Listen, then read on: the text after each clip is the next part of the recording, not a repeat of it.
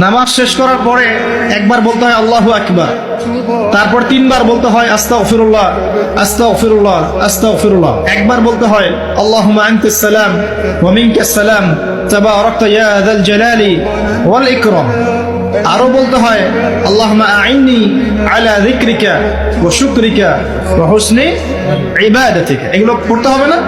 গুরুত্বপূর্ণ সুন্নত। যখন সুন্নতের উপর আমল না করব তখন তো সারা জীবনের সুন্নত প্রতিষ্ঠা হবে না। তারপরে একবার আয়াতুল কুরসি পড়তে হয়।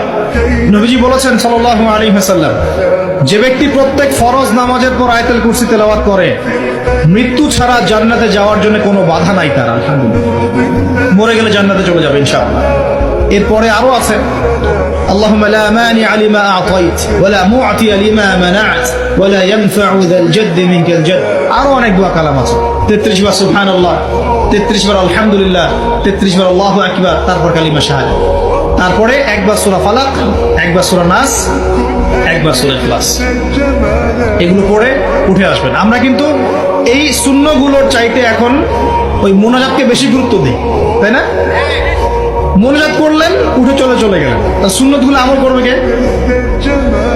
মোনাজাত তো অপেক্ষায় বসে আছেন, সালাম ফিরানো হয়ে গেছে, ব্যাস মোনাজাত 1 মিনিট শেষ, আলহামদুলিল্লাহ শেষ করলেন, কিন্তু সুন্নতগুলো আমল করবে কে? সুন্নতটা কি সরে গেল না? আমি তর্ক করতে আসিনি এই বিষয় নিয়ে। করেন বুঝলাম, আপনি করেন, ঠিক আছে করেন, কিন্তু সুন্নত আমলটা করবে কে? এই জিকির আজকার তাসবিহ তাহলিলগুলো কে পড়বে? তাহলে ওগুলো তো পড়তে হবে নাকি? ওগুলো তো পড়তে হবে। তাসবিহ তাহলিল জিকির আজকার শেষ করেন।